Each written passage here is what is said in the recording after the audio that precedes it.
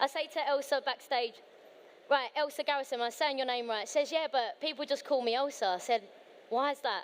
So please, can you share with the room how we ended up with you not having a surname? I find this fascinating. So I've been working at Getty Images. My 27-year anniversary is on Saturday, and when I started, I was the only woman on staff, and so I think for me, just kind of like losing my surname was a way for me to kind of stand out without standing out too loudly. But when I started, we were shooting film, and so my first big picture that I had in Sports Illustrated, there was a double truck. I was super excited.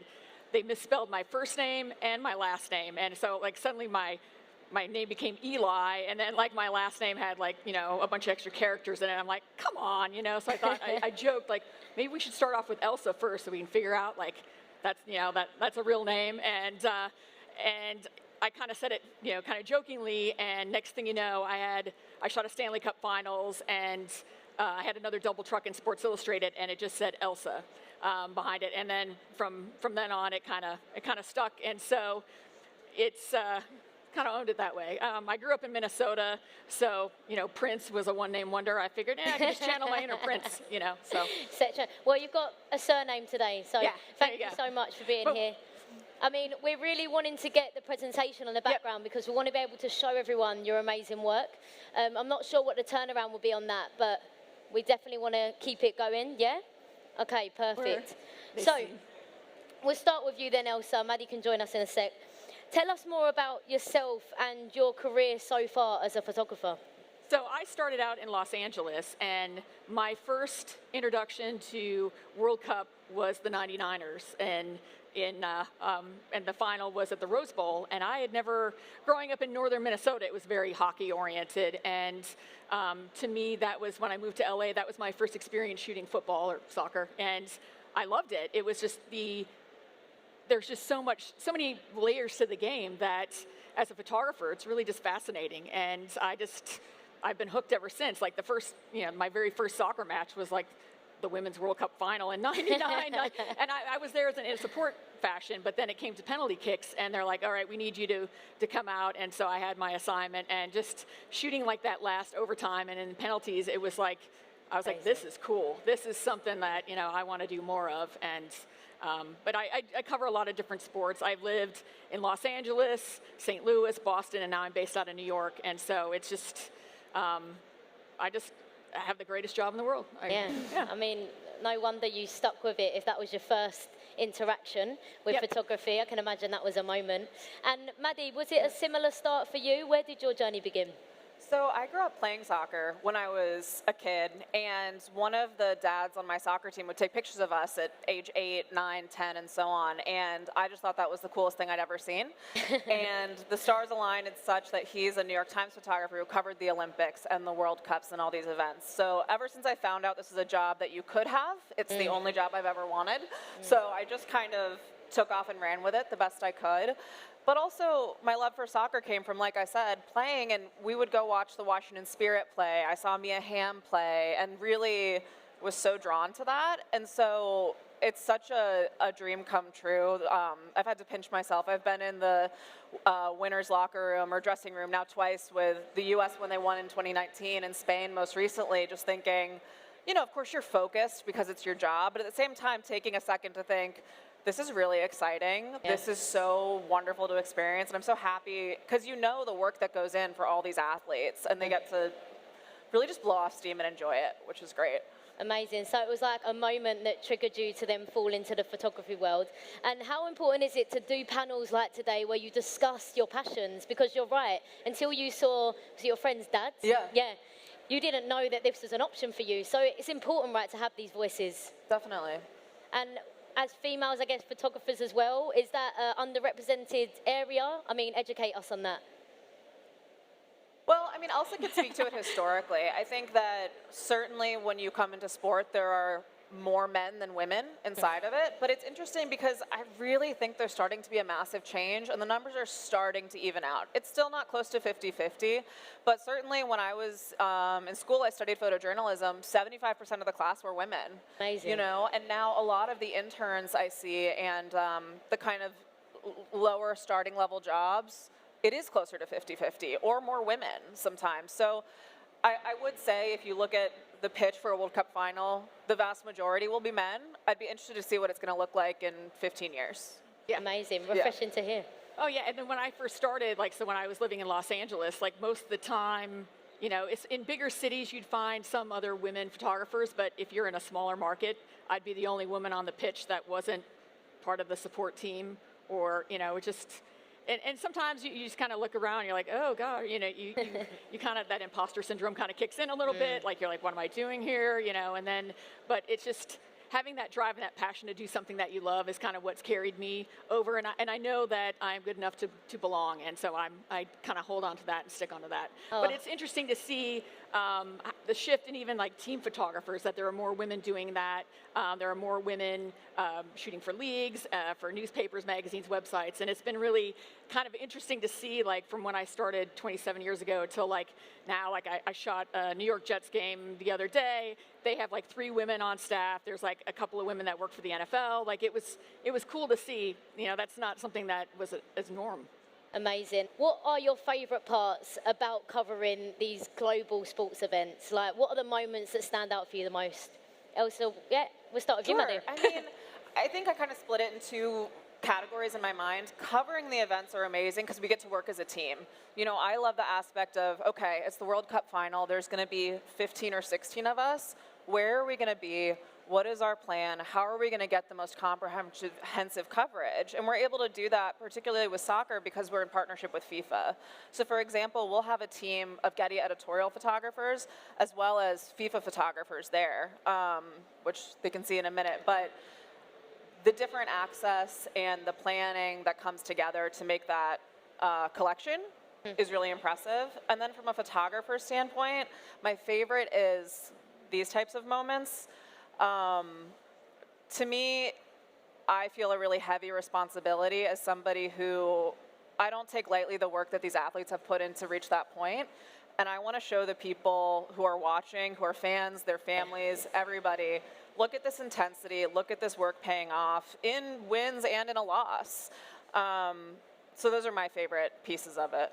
What I love about my job is that I view as that I'm documenting the sport history of the day, and so I want to capture those moments that people are talking about that later that day, the next day, and beyond, and to look back and remember, like, okay, these are the decisive moments from this match, and you know, I feel like it's our job to show, like, all that intensity, that hard work that goes into being a professional athlete, and also the resiliency and how they bounce back from adversity. And it's just, there's a lot of things that we can channel into our own daily lives that come from sport, and just to learn how to be. But I just, when I'm covering something, I do a lot of research. I have a game plan in my head. You know, I have a list of things in my head, like, okay, this is what I need to look out for. I'm always like darting around, my eyes are darting around the room just to kind of see if there is like a secondary moment happening away from the main play. And so it's not only our job to capture those big moments and those things that are kind of in your face, but those subtle, quiet moments that are equally telling. Amazing, and we're seeing some, honestly, outstanding images behind us. Give us some insight then. How does the Getty team prepare for an event this size? Like, what happens logistically on the ground? Because I think these are the bits that people that aren't involved in the photography world, we never see. So let us know. So we begin planning for things years in advance. You know, our major events team are working already on the World Cup, on the next 2 Olympic Games that are set to come, of looking at the logistical side of where are people going to be, how many people do we need, things like that. And then when we're working in partnership with a league like FIFA, we have our sales team, our marketing team as well, working on what are the needs of these clients and where are these pictures going to go. So some of the pictures you're starting to see cycle through are our portrait project, which is something that Elsa and I both worked on, and I know we're really proud of, that we do for the men's and the women's World Cup. And that takes a lot of planning logistically about what are the backgrounds going to be, what are the uniforms for these teams going to look like, where are we going to be set up, what parameters do each of these players have. So it is really a years-long process where I would say a month out as a photographer, that's when it really starts to amp up. getting in early, testing your equipment, going through the new technology, researching these teams. Yep. Go ahead, Elsa. Yeah. And also, and like, it depending on, like, so in Qatar, we were allowed in the catwalk for some, so you might see some pictures from high up. I think I see them kind of up on the scroll thing. So there's a lot of equipment and training and certifications that you need to get ahead of time to be able to go on a catwalk with equipment and not feel like you're going to fall down or drop it, you know. There were some catwalks where you're like, oh, I see my impending death. That's great. Everything for the art, I guess. And I think, you know, there's a lot of planning that does go into it, and we all think about it a lot. Like, I definitely, you know, when I'm getting ready to cover a match, I'm like, okay, I'm going to put, you know, this remote camera here. I'm going to do this. I know that, like, these are the storylines with this team. I need to look out for these players, you know, and I just have, like, this running list in my head. And so it becomes sort of instinctual, and I don't have to think about, I just react. And so when you do your research and all that prep work, it just becomes easier and you don't miss anything. But I would say, too, just to point out, it'll be coming up in a few slides, Ronaldo being benched for his last Portugal match in Qatar. That was something that we found out right before the match, and we had a quick meeting via WhatsApp and whoever was in person to talk about it and say, how are we going to cover this? It might not be a good story, but it is notable. What are we going to do? What do we look for? So the next photo you'll see is Elsa's from the catwalk, and then the one following it is mine in front of the bench. And just finding a few different ways to show this is this global superstar and this icon, and this is a piece of this story as well. So even if the broader match might have a bigger kind of story about what's going to happen going forward in the tournament, you want to keep your eye out for these smaller things with certainly the big names, but the lesser known as well. Oh, it's so interesting to hear the amount of work that goes in, because I think as externals, we just think that you're reacting to these moments, but actually there's so much preparation and research and time that goes into getting that perfect shot. And no wonder they look this good, because you've taken that time to make sure they do. But Maddie, I want to mention this because I think we're coming up to those shots. We might have passed them, but I definitely want to make sure we get them up. Tell us more about the FIFA portrait shoot project, which is specific to FIFA, right? Right, definitely. So that's something that's great that we do in partnership with FIFA. And their needs are, we do two setups, typically. One is against a pretty kind of plain background, and that you see for cutouts that appear on TV or when you're in the stadium. And then we have some on a more fun, kind of colorful backdrop like this, which the players really love. It's before the event starts, so they're together in camp, they're excited for it. And what we decided to do for this event was take the patterns that FIFA had worked in development with some local artists, and what I was really interested in it was Native women artists from Australia and New Zealand. And we worked with our creative insights team as well to work on what are colors that are really kind of now and of this season and pop. So that's where the research comes in, like we were saying, of what is the home and away kit going to be of Costa Rica? What colors will work for Costa Rica? Where are they going to be? And how do we get this printed and sent to those photographers so we're ready to go.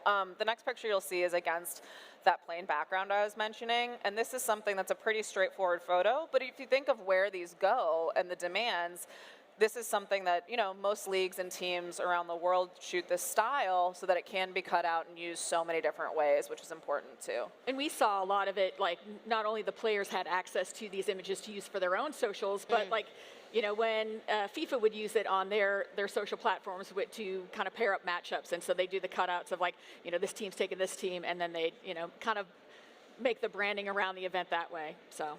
Yeah, and it's so powerful. I remember seeing these released across the Women's World Cup thinking, this is so powerful. To see these women feel so empowered and you almost get their personalities out through a still image. And I think, again, as an external, I think how you're able to do that is absolutely incredible. But talk us through these match days that we're seeing on screen.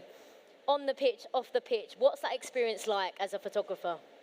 So I think when we both worked for FIFA this past Women's World Cup, and so there's a lot of, we get to the stadium 5 hours earlier. I was getting there 5 hours early, and so I'd set up, you know, my remotes that I was doing in the goal, and then it was like, get ready for team arrival, shoot the dressing room with the jerseys up, and then there's like this list of things that we run through before the match even starts. And so you kind of think, how am I going to show all these different sides of the player experience, and how were we going to bring like the passionate fan and the casual fan along on this journey, and to make them care about these athletes and what they're going through. And so I think it's a very important, like all the behind the scenes stuff I think is very important to show that other side of sport and to show the work that goes into it. And it gives us a little insight into those quiet moments that I really love. Yeah, I would say too, something that we're always trying to work on is pushing our access to get something a little bit different. And like I mentioned earlier, it's how do I personally take the people who care about this sport, or maybe care in passing, and make them really dig in and have buy-in in this sport. And for somebody like Messi, I think that's easy. He's a global superstar. But some of the ones coming up here, it's, you know, like Costa Rica, for example, and Colombia, these athletes that really struck me as really having so much heart in this game. In the next one, you'll see.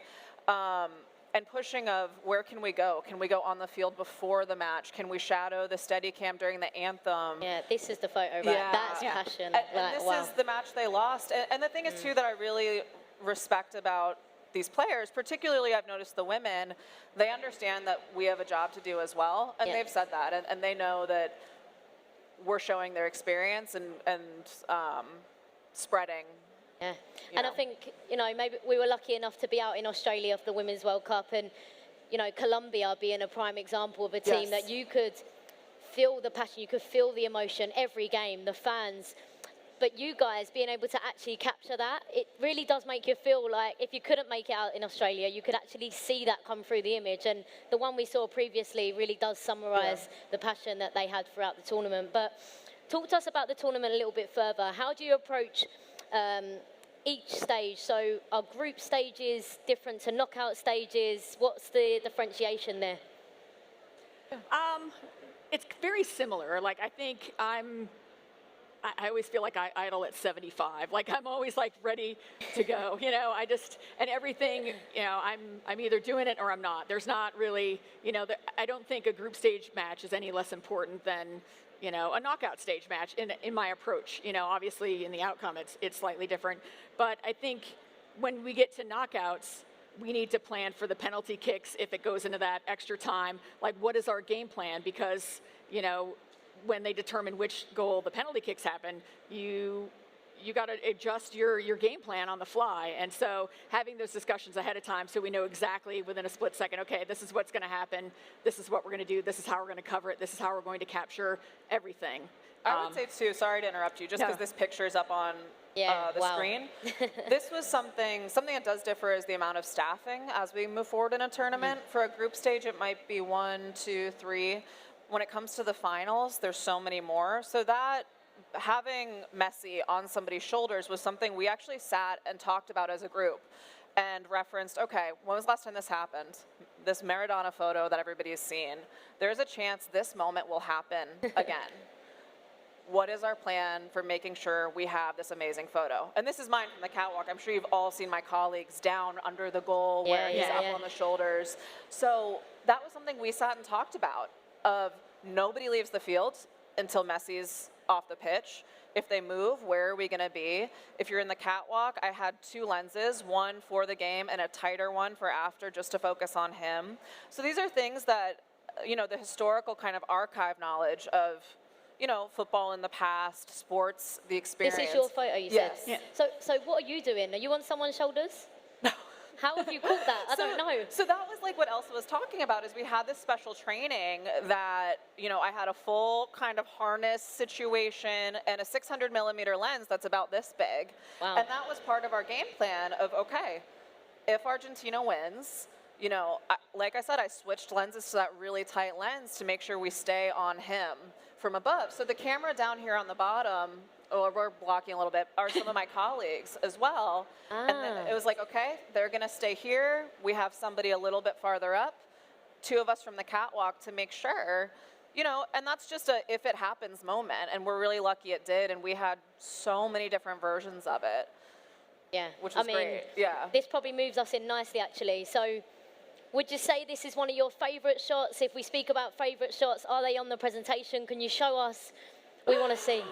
Elsa, you go. Well, I don't know. Yeah. No pressure of me. I'm definitely drawn to reaction shots, but like also we were kind of pushing the envelopes of some of our remote and technology cameras. Like, I mean, this is a kind of a standard goal remote, you know, but I do love how like the goalie was wearing a nice pink jersey. I'm not sure if it's coming up, but there is one where we had like a small camera in the net, and when that worked, I was very excited. I'm like, woohoo, finally, you know, because I put this thing in for 5 or 6 matches, and it took a while for it to kind of come through. So, but I think I am definitely drawn to reaction pictures, whether it's like, you know, high celebration or if it's those quiet, you know, kind of moments. I think I like it all, honestly, but I don't know if I really have any, I would say, a favorite moment. I think the next one I'm going to take is my favorite, so there you go. Okay. Mine's number 38. I think right now we're on 34. So if we just go ahead 4 slides even. 38. I think it's really okay. challenging to do, but what I try to do, let's see. We're getting there. Here we are. Perfect. Is try and tell a lot of the story in one frame. And this is pretty literal, obviously, with the winning teams heading to the final. But so much of the conversation in Australia was Sam Kerr, right? Is she going to play? Is she injured? How injured is she really? You know, a lot of back and forth and a lot of attention on her. And so after they lost, that was a moment when we talk about access of, I had a pretty wide angle lens, and I saw her walk away from the rest of her team and just take a minute to herself. And there's a fine line of being really respectful of these athletes. We're not in their face, but also that's an important moment too. So I was about from me to you, I crouched down, took a few frames, and walked away and gave her space.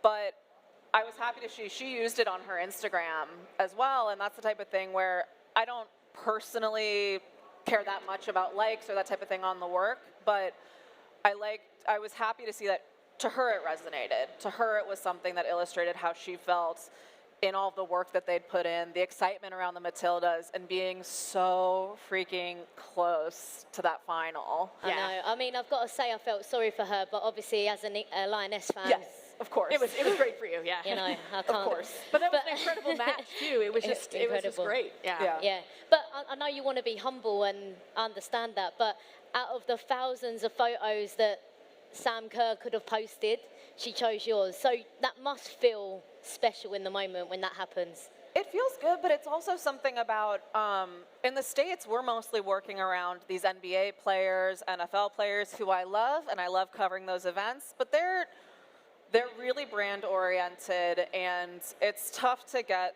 access and kind of appreciation, which is fine, no problem. But I like it when an athlete can use your work and identify with it and appreciate it in that way, in the same way we appreciate the work that they do. Yep. Because I do think that we work together in that sense. Okay, so major tournament like this, I really want to know how many photos are taken throughout the not even the day, the match, how many are taken, and then how does your team manage to turn it around so quickly to the point where Sam Kerr gets back in the change room and she posts it? Yeah. It kind of depends on the flow of the match, honestly, and what our responsibilities are, but we have a really tremendous editing team on the back end. And so like, if you've seen a lot of there's cameras, there's Ethernet ports, and then we plug our cables in, we're sending selects in real time. So like an example on how quickly we get things out, from the 2019 Women's World Cup, the quarterfinal between US and France, the Megan Rapinoe moment when she did that, we had that picture out before that ball was put back in the middle to start in the pitch. That's how, and that's the only way I could try to figure out, like in real time, like she's celebrating, like I saw that moment, I was like, I hit send, and before, you know, they started to kick off again, it's out. And I think it's a testament to our editing team, but also like as photographers on the ground, we know exactly what moments are important, and we send those out very quickly. And so, but as far as like numbers, like we sent, you know, we probably shoot like, you know, a few thousand images per match, and we, you know, use anywhere from, you know, 200 to 400 per. So. And is it like a race in photography world to like get that shot out? Yes. Okay, so that is a thing. Yeah, yes, definitely. But I think there's this balance of precision and speed. And what I think Getty does really well is meet that intersection, because you can get all of the pictures to the editors very quickly. There's settings in our camera you can send everything or send just selected photos. And if you send everything, our editors on the back end can be really weighed down if they're getting this massive volume to flip through.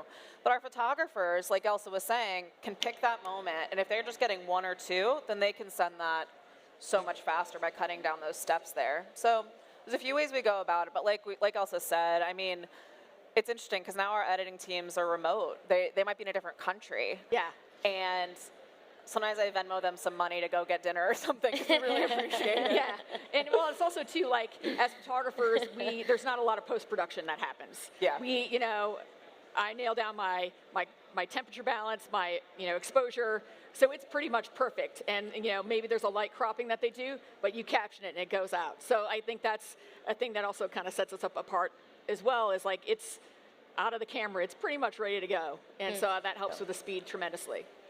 And we're seeing, obviously, still moments from the Women's World Cup. Yep. Being a photographer on the ground, pitch side, what were the crowds like? What was the experience like? I mean, talk us through that. They were incredible. Yeah. It was amazing. I mean, Elsa and I can speak through as well, which is interesting, having done Canada, France, and Australia, New Zealand. And I remember in Canada, a lot of pretty empty stadiums, especially in the group stage. And the change from Canada to France to Australia was incredible. Yeah. The energy was fantastic. The demand for tickets, unbelievable. The lines to buy merchandise, Through the roof. down around the corner, it was amazing. And I find the atmosphere to be really positive as well, which is kind of a welcome change from some other sporting events. So I thought it was fantastic. Yeah, the electricity in the stadiums, it was definitely a different change, and it was really fascinating to see it, especially on the women's side, the growth of the fan experience from, certainly from Canada to France to Australia.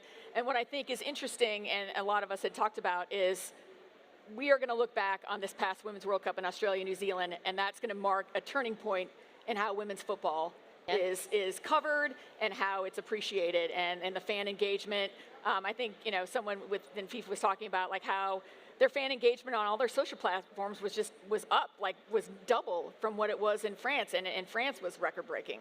And so I think it's going to be interesting to see, like, moving forward, how investment in countries that typically don't have football programs, how that has sort of leveled the playing field. Like you look at in Australia and New Zealand, there were teams that traditionally weren't making it out of the group stage that made it out of the group stage, and then some of the old standbys didn't make it, and so it was kind of fascinating to see that shift. I would say too, while this is up here, Australia was in the quarterfinals in penalties, and I was shooting a different game. And our editor said, hey guys, Australia's in penalties, see if you can find scenes around your stadiums to show that.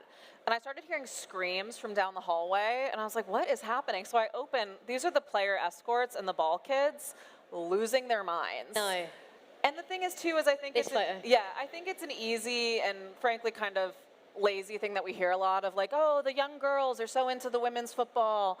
But that is not what I saw in Australia. I saw men, women, boys, girls, everybody. These boys were completely out of their minds. And it was so cool to see. And that's something I hope that we see in the States in a few years. Exactly. Yeah. And it's so important to capture those moments, because I think sometimes, unless you're in the game, that's the narrative you're told. That, we're only inspiring young girls. Yes. We're only creating role models for young girls. But actually, I think that's false. I think we are changing perspectives of young people, boys, girls, whoever it is. They grow up as women's sport, women's football being a dominant sport. Yes. And that is so important. And, capturing those moments and sharing those moments with the world changed perspectives. So, yeah, well done for following the screams. Yeah, well, also this is a super fast aside. I was based in Sydney for this Women's World Cup, and I passed through the Nike store, which was selling Matilda's jerseys. They said, it's a madhouse. We can't keep them stocked. And he specifically said, men, women, boys, and girls. It's not just the girls' soccer team in here. It's everybody. Amazing, and seeing the growth of women's soccer, but soccer in general, and obviously we're in America right now. 2026 is fast approaching. what should we be looking forward to? What are you most looking forward to about the World Cup? Go ahead. I think it's, I don't know, there's so many things to look forward to. I just think the atmosphere is amazing. Everything feels intense. I think it's going to be, the travel's going to be very interesting with it being in 3 countries for the men's next World Cup. I'm excited about all the possibilities, I think. And I'm hoping that by having such an event like this in North America, that it will further grow the game in the States. And I think that's important. I think that's, you know, you want to have those casual fans engaged a bit more, to like have them invested, to like, oh, well, now that the World Cup's over, what other football can I watch? Like there's, you know, MLS, there's NWSL, there's like all these other different leagues. And then I feel like it's going to be a really great hook to get a lot of people that aren't really passionate about football right now, to get them there. Definitely. And Maddie? Okay, so I agree, but also I can't wait to see. I'm hoping for kind of like an NFL atmosphere to come to soccer. I live in New England and I cover the Patriots up there, and there's like lobster bakes in the parking lot. It's a different type of weird and wild. So I'm excited for those 2 fandoms to kind of come together, and a little bit of the like machismo of the U.S. as well to kind of come together with the international football fan. So I think it's just going to be, I think every city is going to be a really cool scene. Well, I'm from London, and we definitely don't get any of that experience, I tell you. So hopefully we could take a little bit I think from it's that going as to well. be interesting, like, to see all the different parts of all, you know, like Dallas is wildly different from LA versus totally. New York versus like Mexico City versus Canada. Like, I think all those are going to be really interesting experiences, and I can't wait to see how it all shakes out. I always like to leave panels and stuff just with future thinking. So there might be someone in the audience that is thinking about potentially stepping into the photography world. I just want one piece of advice from you both that you would give them, given your experiences that you've had and the journeys that you've been through. What would you say to them? I think having the skill of thinking quickly on your feet is a valuable one. Just, you know, every venue's different. You know, every sporting event's different, and to be able to adapt quickly and to carry on and do your job is a very important skill to have. Amazing. Yeah. I would say, I think you've heard us say several times, the images that are most important and interesting to us are the ones with good access. And that's not something you come by easily in the pro circuit.